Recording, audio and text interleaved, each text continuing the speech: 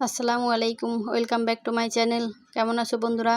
আশা করি ভালো আছো। তোমাদের দোয়া আমিও আলহামদুলিল্লাহ অনেক ভালো আছি। তোমাদের জন্য আরেকটা নতুন রেসিপি নিয়ে হাজির হলাম, ঢেঁড়স ভাজি। তোমরা অনেকেই পারো, তারপরও শেয়ার করলাম আমি কীভাবে করলাম, সেটা তোমাদের মাঝে শেয়ার করলাম।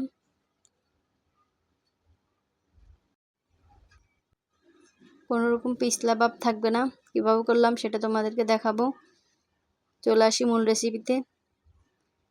এই তো আমি ঢেঁড়সগুলোকে পরিষ্কার করে সুন্দর করে কেটে নিয়েছি, স্লাইস করে, ছোট ছোট করে, পাতলা করে, বেশি মোটা করি নাই।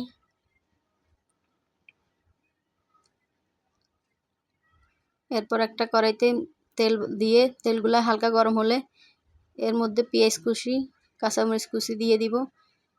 এখানে বেশি মশলা ইউজ করব না, অল্প মশলাতে হয়ে যাবে। এগুলাকে হালকা করে ভেজে নিব। তারপর এর মধ্যে লবণ, স্বাদ মতো লবণ দিয়ে দিব, আর হলুদের গুঁড়া দিয়ে দিব। আর বেশি কিছু দিব না, এগুলাই দিব। এগুলাকে একটু কষিয়ে তারপর ঢেঁড়সগুলাকে দিয়ে দিব।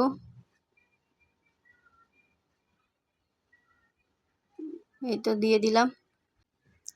ঢেঁড়সগুলাকে ঢেলে মশলার সাথে মাখিয়ে নিব। ভালো করে মাখিয়ে তারপর এগুলো সিদ্ধ হওয়া পর্যন্ত কিছুক্ষণ অপেক্ষা করব। ঢাকনা দিয়ে ঢাকনি দিব না, তাহলে সবুজ ভাবটা চলে যাবে, এগুলা লাল হয়ে যাবে। লাল হইলে কালারটা দেখতে সুন্দর লাগে না, সবুজ ভাবটাই বেশি সুন্দর লাগে।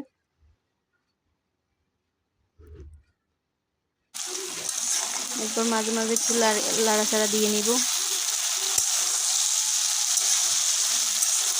দেখুন, মাশাআল্লাহ অনেক সুন্দর হচ্ছে। এই যে আঠালো ভাবটা, এটা থাকবে না যদি আপনারা এর মধ্যে একটু লেবুর রস দিয়ে দেন। আমিও লেবুর রস দিয়ে দিছি সিদ্ধ হওয়ার পরে, সিদ্ধ হওয়ার আগে দেওয়া যাবে না, না হলে সিদ্ধ হবে না। হালকা করে দিলে পিছলা ভাবটা থাকবে না। এটা আমি একটু করে দিয়ে দিলাম। এই ভাজিটা করতে গিয়ে আমার কারেন্ট চলে গেছিলো, তাই একটু অন্ধকার লাগতেছে। মোবাইলের লাইট দিয়ে যেতটুকু পাচ্ছি অতটুকু করছি।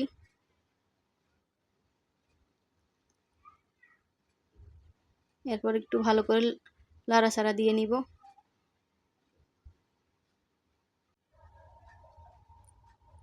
পরিবেশনের জন্য একটা প্লেটে তুলে নিব।